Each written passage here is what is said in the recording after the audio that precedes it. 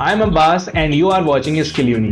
आज के इस लेक्चर के अंदर हम बात करेंगे लॉजिकल एरर्स के बारे में, जो कि हमारे एरर्स में लास्ट लेक्चर होने वाला है। आज के इस लेक्चर के अंदर हम लास्ट टाइप ऑफ एरर यानी कि थर्ड टाइप ऑफ एरर यानी कि लॉजिकल एरर्स के बारे में इन डेप्थ डिस्कशन करने वाले हैं। समझेंगे कि लॉजिक का क्या मतलब है और एक प्रोग्राम का लॉजिक क्या होता है। इसके साथ हम ये भी समझेंगे कि लॉजिकल एरर्स का क्या मतलब होता है। लॉजिकल एरर समझने के बाद हम इनको रिजॉल्व करना भी सीखेंगे और साथ में कुछ कोड भी देखेंगे, जहां पर हम कुछ लॉजिकल एरर्स, मैं कोड लिखते वक्त खुद कुछ लॉजिकल एरर्स करूंगा जो आप खुद आइडेंटिफाई करिएगा। बाद में फिर मैं उसी दौरान उन लॉजिकल एरर्स को एक नॉर्मल लर्नर की तरह करूंगा भी और उन्हें रिजॉल्व भी करूंगा, जिससे आपको वो प्रोसेस अच्छे से समझ में आ जाए। तो इसी के साथ आज का लेक्चर शुरू करते हैं बिना किसी देरी के। आज हम बात करेंगे लॉजिकल एरर्स के बारे में, जो कि हमारी थर्ड टाइप ऑफ एरर है जो हम प्रोग्रामिंग करते वक्त एनकाउंटर करते हैं। तो बात करें लॉजिकल एरर्स की, तो लॉजिकल एरर को समझने से पहले हम ये समझते हैं कि व्हाट एक्चुअली इज लॉजिक। अगर हमें लॉजिक वर्ड का मतलब समझ में आ जाए तो कहीं ना कहीं हम लॉजिकल एरर्स को आसानी से समझ सकेंगे। अगर जनरल वे में बात करी जाए, अगर मैं जनरल वे में बात करता हूं कि लॉजिक होता क्या है, आम भाषा में अगर बात करी जाए, सिर्फ इंग्लिश ग्रामर के रेस्पेक्टिव में बात करी जाए कि लॉजिक का मतलब क्या है, तो logic is a sensible reason और वे ऑफ थिंकिंग। क्या कहा जाएगा कि एक सेंसिबल रीजन और वे ऑफ थिंकिंग है, यानी कि या तो मैं कोई किसी चीज से रिलेटेड कोई बात थी, मैंने उससे रिलेटेड कोई एक रीजन दिया और वो रीजन सेंसिबल था, यानी कि समझने लायक था, दिमाग में एब्जॉर्ब करने लायक था, कोई फालतू की बकवास नहीं थी, ऐसी कोई बात नहीं थी जो इलॉजिकल लगे, जो हमारे दिमाग में समझ में ही नहीं आ रही है। ठीक है, वो सेंसिबल रीजन हो गया। या फिर वे ऑफ थिंकिंग, सोचने के तरीके को भी हम लॉजिक कहते हैं। ये जनरल तरीका हो गया, जनरल मीनिंग हो गई। लेकिन जब हम बात करते हैं प्रोग्रामिंग के कॉन्टेक्स्ट में, तो प्रोग्रामिंग कहता है कि program logic refers to how data और input is being processed by the program. मतलब क्या, प्रोग्राम का लॉजिक ये होता है कि हम जो डेटा और इनपुट प्रोग्राम को दिया जा रहा है, वो प्रोग्राम उस डेटा और इनपुट को किस तरह से प्रोग्राम में प्रोसेस कर रहा है, उसी को प्रोग्राम का लॉजिक कहा जाएगा। एग्जाम्पल के तौर पे अगर मैं बात करता हूं कि मैंने सम वाला प्रोग्राम वही ले लेते हैं, दो नंबर्स आए मेरे पास, नंबर 1 एंड नंबर 2। मैंने इस प्रोग्राम को दो नंबर्स का डेटा दिया। क्या दिया? दो नंबर्स का डेटा दिया। अब अगर ये प्रोग्राम उन दोनों नंबर्स के डेटा को ऐड करता है, तो इस प्रोग्राम का लॉजिक ये है कि ये इन दोनों नंबर्स का सम कैलकुलेट कर रहा है। अब कुछ बात समझ में आ रही है? अगर ये प्रोग्राम इन दोनों नंबर्स को सब्ट्रैक्ट करता है, तो इस प्रोग्राम का लॉजिक ये है कि उन दोनों नंबर्स का डिफरेंस कैलकुलेट कर रहा है। तो प्रोग्राम के लॉजिक से प्रोग्राम की मीनिंग, काम करने का तरीका, सब कुछ चेंज हो जाता है। सवाल, ये प्रोग्राम लॉजिक बनाएगा कौन? ऑफ कोर्स प्रोग्रामर, हम जैसे जो हम सीख रहे हैं वही बैठ के इस प्रोग्राम के लॉजिक को बनाएंगे। खुद प्रोग्रामिंग लैंग्वेज थोड़ी लिखने लगेगा, वो आर्टिफिशियल इंटेलिजेंस थोड़ी है। ये बात समझ में आ रही है कि नहीं आ रही है? तो प्रोग्राम लॉजिक कौन लिखेगा? प्रोग्राम लॉजिक हम प्रोग्रामर्स ही लिखेंगे जो इनको पढ़ते हैं और समझते हैं। दूसरी बात, प्रोग्राम लॉजिक हमें बहुत ज्यादा फ्लेक्सिबिलिटी देता है कि हमें जो डेटा और इनपुट मिल रहा है, हम उसके साथ जो करना चाहें वो कर सकते। फॉर एग्जाम्पल, अभी मैंने बताया कि नंबर 1 नंबर 2 मुझे दो दिए गए, अगर मैं इनका प्रोडक्ट करा दूं तो मेरे प्रोग्राम का लॉजिक दो नंबर्स के प्रोडक्ट को कैलकुलेट करने वाला हो जाएगा। इतनी बात क्लियर हो जाती है कि लॉजिक क्या है। क्लियर है? अब समझते हैं लॉजिकल एरर को। अब अगर हम लॉजिकल एरर की बात करें, तो लॉजिकल एरर क्या कह रहा है? व्हेन अ प्रोग्राम कंपाइल्स, एक प्रोग्राम हमने लिखा, वो कंपाइल हो गया। कंपाइल होते ही क्या हुआ? उसकी सारी सिंटैक्स एरर्स को डिटेक्ट कर लिया गया, अगर वहां पर कोई मौजूद थी तो। एंड रन्स विदाउट एरर्स, ठीक है। अब रन होने को आया, रन होने को आया मतलब उसका एग्जीक्यूशन शुरू हो गया, और एग्जीक्यूशन के वक्त भी हम क्या देखते हैं? कोई एरर नहीं आ रही है। एग्जीक्यूशन के वक्त भी हम क्या देख रहे हैं? कोई भी एरर देखने को हमें नहीं मिल रही है। कंपाइल हुआ, कंपाइल में भी कोई एरर देखने को नहीं मिली। रन हुआ, रन में भी कोई एरर देखने को नहीं मिली। मतलब कि लॉजिकल एरर तभी आएगी जब आपके प्रोग्राम में सिंटैक्स एरर और रन टाइम एरर दोनों ना आए, तब आप लॉजिकल एरर की तरफ बढ़ सकते हो। हम ये नहीं कह रहे हैं कि किसी एक प्रोग्राम में syntax error, run time error और लॉजिकल एरर तीनों एक साथ नहीं आ सकती। नहीं, एक ही प्रोग्राम के अंदर syntax error, run time error और लॉजिकल एरर तीनों मौजूद होंगी। लेकिन पता किस सीक्वेंस में चलेगा? सबसे पहले हमें सिंटैक्स के बारे में पता चलेगा, उसके बाद हमें रन टाइम एरर के बारे में पता चलेगा, उसके बाद कहीं जाकर के हमें लॉजिकल एरर्स के बारे में पता चलेगा। ठीक है, ये फ्लो है इनके आइडेंटिफिकेशन का। Produces an incorrect result, this type of error is known as logical error. मतलब क्या हुआ?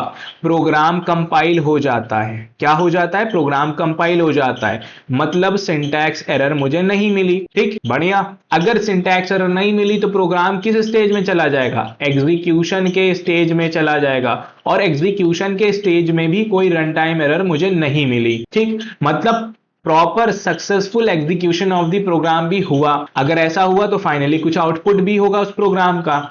लेकिन अब जो आउटपुट मुझे देखने को मिल रहा है वो वैसा नहीं है एज इंटेंडेड, जैसा मैंने सोचा था। क्लियर हो रही है बात? जैसा मैंने सोचा था वो आउटपुट वैसा नहीं आया।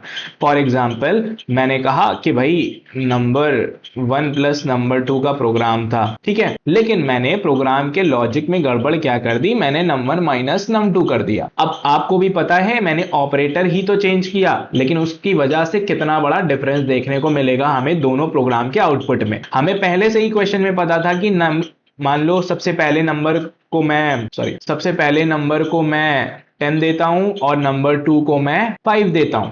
ठीक है, तो मुझे सम में क्या मिलेगा? 15 मिलेगा। लेकिन लॉजिक गड़बड़ होने की वजह से मुझे मिल क्या गया? डिफरेंस, जो कि क्या मिला? नॉर्मली 5 मिल गया। 10 माइनस 5 मिल गया। ठीक है, तो मुझे पहले से या तो आउटपुट में पता हो कि क्या आने वाला है, तो फिर मैं अपने आउटपुट को देख करके बता सकता हूं कि लॉजिक में गड़बड़ है या नहीं, या फिर लॉजिकल एरर आई है या नहीं आई है। इतनी बात समझ में आ रही है? It is caused by a mistake in the program logic which is often due to human error। बात समझ में आ रही है? क्या हो रहा है? प्रोग्राम में जो लॉजिकल एरर आती है वो उस गलती की वजह से आती है जो हम प्रोग्राम के लॉजिक में कर देते हैं। अच्छा, प्रोग्राम का लॉजिक क्या होता है? प्रोग्राम के लॉजिक का मतलब प्रोग्राम काम करेगा कैसे, वो प्रोग्राम का लॉजिक डिफाइन करेगा। और प्रोग्राम का लॉजिक कौन बनाएगा? बैठ के ह्यूमंस, यानी वो प्रोग्रामर्स जो पढ़ रहे हैं। तो अगर उस इंसान के लॉजिक में कोई दिक्कत है, उसके लिखने के तरीके में कोई दिक्कत है, सिंटैक्स की बात नहीं हो रही है, उसने कुछ अलग ही समझ के कुछ और ही लिख दिया, करना था a प्लस बी कर दिया a माइनस बी। क्लियर हो रही है बात? तो वो ह्यूमन एरर हुई, सिंटैक्स एरर नहीं है, रन टाइम एरर नहीं है, लेकिन ह्यूमन एरर हुई। उसकी वजह से हुआ क्या? प्रोग्राम का लॉजिक ही बदल गया। जहां प्रोग्राम होना चाहिए था वो सम का, वो बन गया डिफरेंस का, जिसकी वजह से हुआ क्या? एक मिस्टेक क्रिएट हुई, जिसकी वजह से हमारा जो रिजल्ट है वो इनकरेक्ट देखने को मिला। और इसी तरह की एरर को हम लॉजिकल एरर कहते हैं।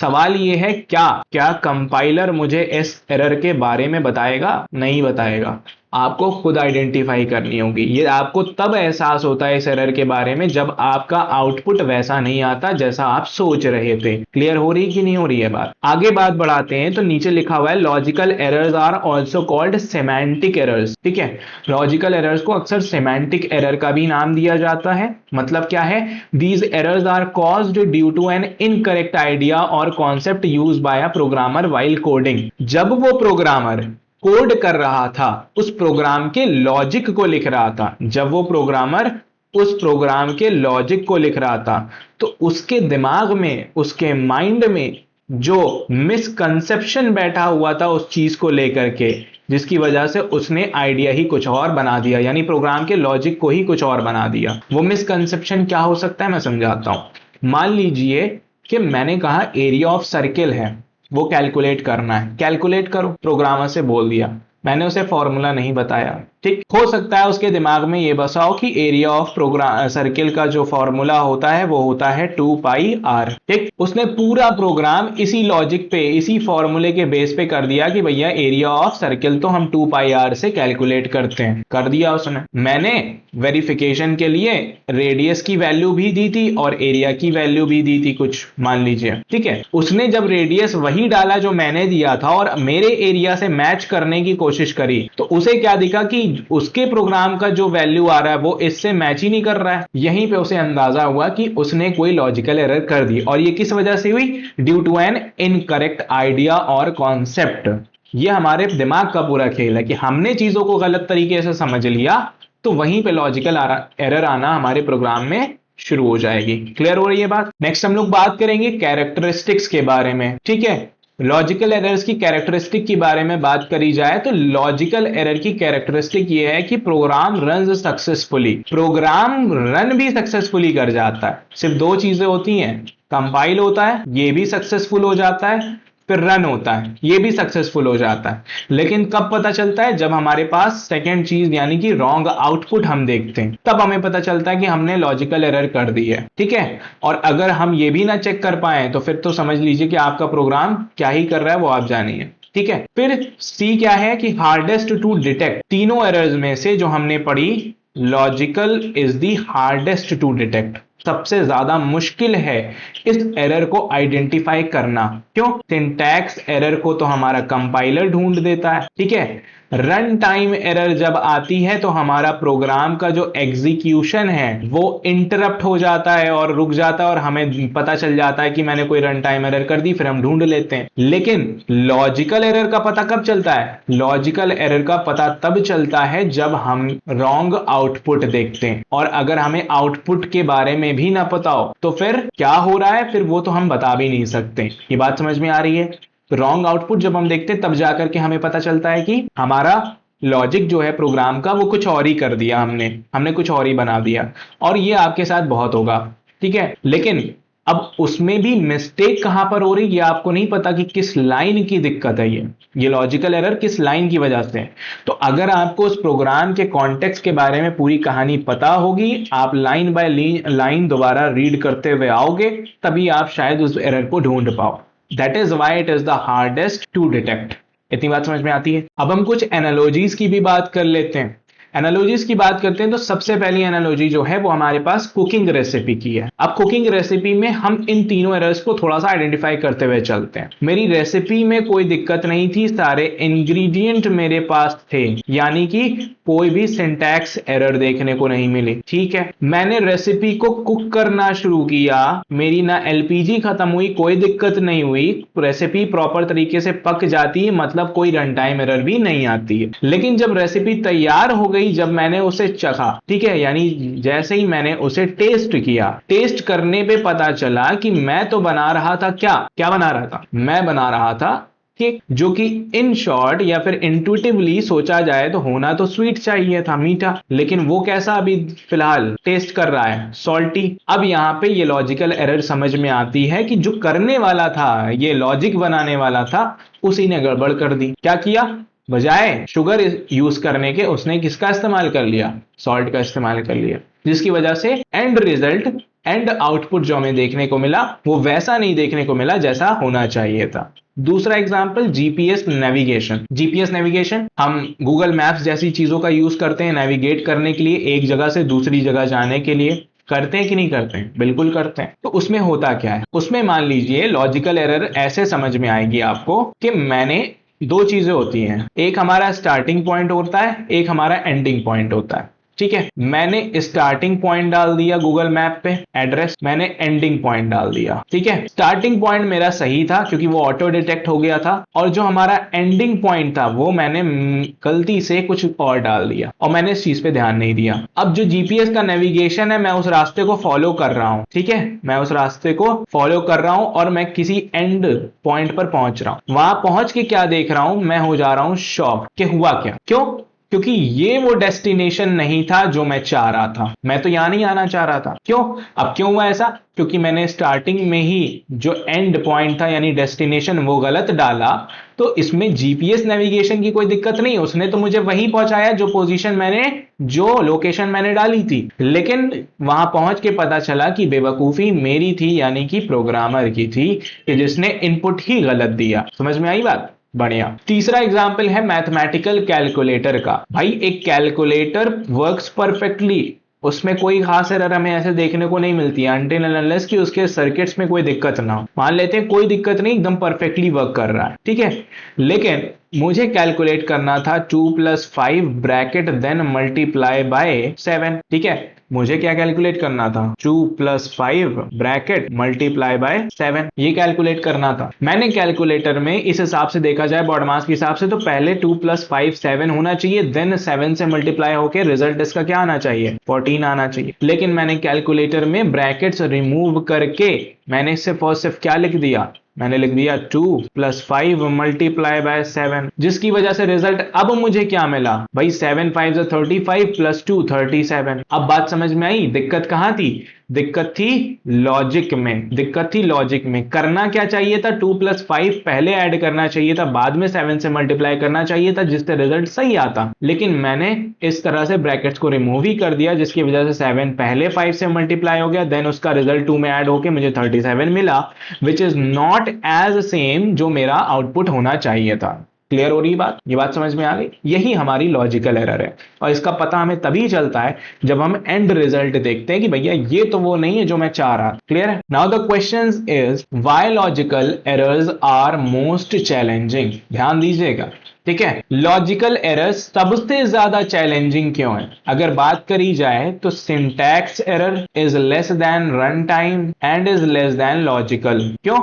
क्योंकि सबसे ज्यादा मुश्किल लॉजिकल एरर को डिटेक्ट करना होता है, उसके बाद रन टाइम को, और सबसे आसान होता है सिंटैक्स को डिटेक्ट करना, क्योंकि ये काम तो हमारा कंपाइलर ही कर देता है। कुछ बात समझ में आई कि नहीं आई? क्लियर है?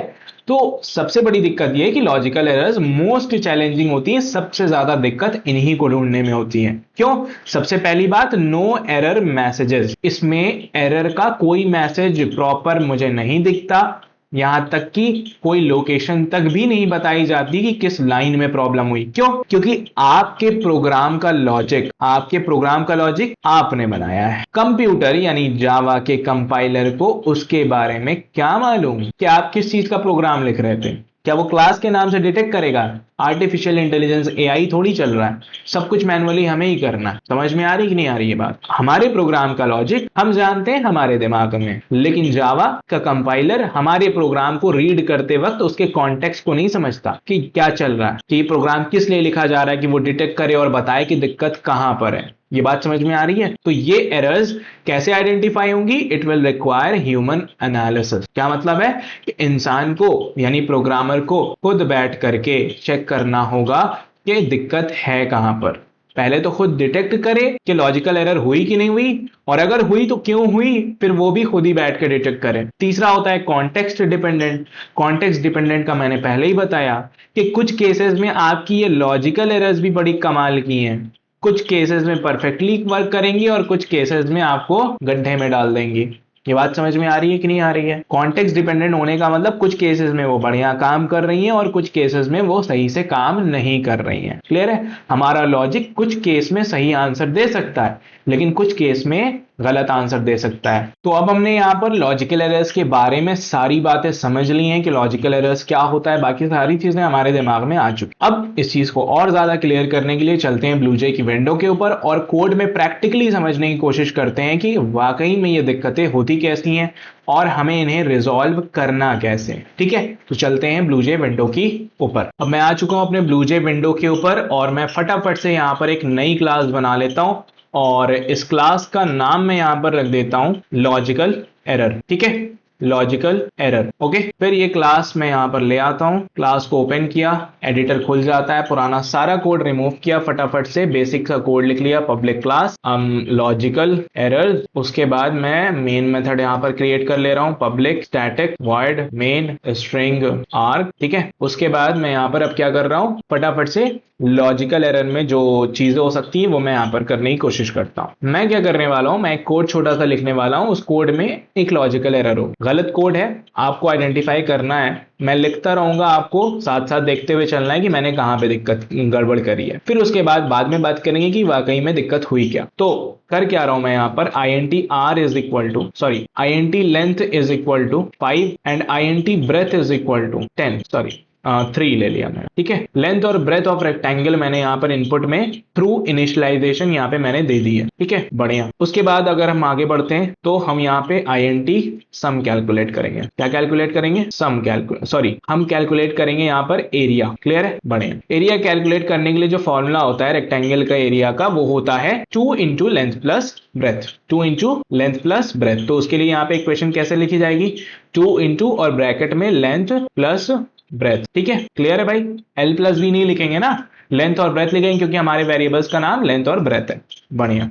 ये मैंने एरिया कैलकुलेट करने के लिए फॉर्मूला लिख दिया। अब मैं यहां पर system dot out dot print ln करके एरिया प्रिंट कराऊंगा। क्या प्रिंट कराऊंगा? एरिया प्रिंट करा दूंगा, ठीक है। थोड़ा सा अच्छे से करा लेते हैं, एरिया इज एरिया। बढ़िया, ठीक है। कोड को कंपाइल कर लेते हैं, ठीक है, कोड को कंपाइल कर लेते हैं। उसके बाद क्लोज कर देते हैं, राइट क्लिक करते हैं, मेन मेथड को कॉल लगाते हैं, ओके पे क्लिक करते हैं, और फिर हमें क्या देखने को मिलता है कि एरिया इज 16। एरिया क्या है? 16 आया है, ठीक है। लेकिन एक मिनट, मेरे पास वेरीफाई करने के लिए चीजें थी।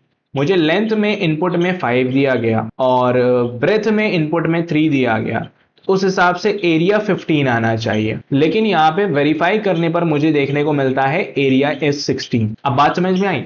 सिंटैक्स एरर नहीं आई, रन टाइम एरर नहीं आई, आउटपुट देखने को मिला, लेकिन वैसा नहीं मिला जैसा चाहिए था। ये क्या होती है? लॉजिकल एरर होती है। वापस से गए, अब मुझे कॉन्टेक्स्ट पता होना चाहिए हो क्या रहा है, तभी मैं आइडेंटिफाई कर पाऊंगा। मैंने वापस से प्रोग्राम को खोला। अब इस प्रोग्राम में मैंने दोबारा से देखना शुरू किया। मैंने लेंथ ली है, कोई दिक्कत नहीं है, लेंथ की वैल्यूज वही है ना, 5 और 3, और ब्रेथ 3, हाँ वही है, कोई दिक्कत नहीं है। एरिया कैलकुलेट करने के लिए मैंने फॉर्मूला यूज किया है 2 इंटू लेंथ प्लस ब्रेथ। अच्छा, एक मिनट, क्वेश्चन में एरिया कैलकुलेट करने के लिए फॉर्मूला जो है वो तो लेंथ इंटू ब्रेथ मुझे दिया हुआ है, और अगर आपको भी पता है कि एरिया ऑफ रेक्टेंगल का जो फॉर्मूला होता है वो होता है लेंथ मल्टीप्लाई बाय ब्रेथ, ना कि 2 इंटू एल प्लस बी यानी लेंथ प्लस ब्रेथ। ये तो पेरीमीटर का फॉर्मूला होता है। तो मैंने यहां पर क्या किया, मैंने जो गड़बड़ करी वो मेरे लॉजिक की दिक्कत थी, मेरे दिमाग की दिक्कत थी, क्योंकि मेरे दिमाग में मिसकंसेप्शन था about the formula of area of rectangle. तो अब सही फॉर्मूला यहां पे लिख दिया जाए तो हो जाएगा लेंथ मल्टीप्लाई बाय ब्रेथ, ठीक है। और इस हिसाब से कंपाइल जब करेंगे और क्लोज करेंगे, राइट क्लिक करके मेन मेथड को कॉल लगाएंगे, ओके दबाएंगे, तो इस बार हमें एरिया बिल्कुल सही प्रिंट होता हुआ दिखाई दे रहा है। क्यों? क्योंकि इस बार कोई लॉजिकल एरर हमने यहाँ पे नहीं करी है। तो आई होप इससे आपके दिमाग में लॉजिकल एरर का फंडा क्लियर हो चुका होगा। अब हम यहाँ पर क्या करते हैं कि एक और एग्जाम्पल देखते हैं, ठीक है। ये तो एक बेसिक सा एग्जाम्पल था, तो पूरा कोड हटा देते हैं, एक और एग्जाम्पल देखते हैं। इस बार कोड में हम करने क्या वाले हैं, कोड मान लीजिए हमारा जो प्रोग्राम का लॉजिक है that is to identify largest number out of 2, ठीक है। 2 नंबर्स हमें दिए जाएंगे, उन 2 नंबर्स में हमें आइडेंटिफाई करना है लार्जेस्ट नंबर को, ठीक है। बेसिक सा कोड इसका होता है, मैं सबसे पहले 2 नंबर्स का इनपुट दे देता हूं थ्रू इनिशियलाइजेशन। सबसे पहला नंबर मैंने 10 दे दिया, इसी तरह से INT B जो दूसरा नंबर है वो हमारा 5 हो गया। बढ़िया, ठीक है। अब इसके बाद क्या करेंगे भाई, लार्जेस्ट को आइडेंटिफाई करना है तो मुझे लिखना होगा एक छोटा सा लॉजिक क्या लिखना होगा, मुझे कंडीशनल्स का यूज करना पड़ेगा, यानी इफ एल्स का। तो मैंने कहा अगर A B से बड़ा है, A is greater than B, if A is greater than B, तो मैं कह रहा हूं system dot out dot print B is greater, ठीक है। बढ़िया। फिर उसके बाद मैं कह रहा हूं एल्स, यहाँ पे मैंने सिंटैक्स एरर कर दी, यहाँ पे इसको क्लोज नहीं किया था। फिर मैंने लिखा एल्स, और फिर मैं लिख रहा हूं यहां पर सिस्टम, अगर ऐसा नहीं है तो A बड़ा होगा ऑफ कोर्स, अगर B नहीं बड़ा है तो A बड़ा होगा, क्योंकि 2 ही नंबर की बात है, प्रिंट ln, और फिर मैंने लिख दिया प्रिंट A इज ग्रेटर, ठीक है। बढ़िया, ठीक है।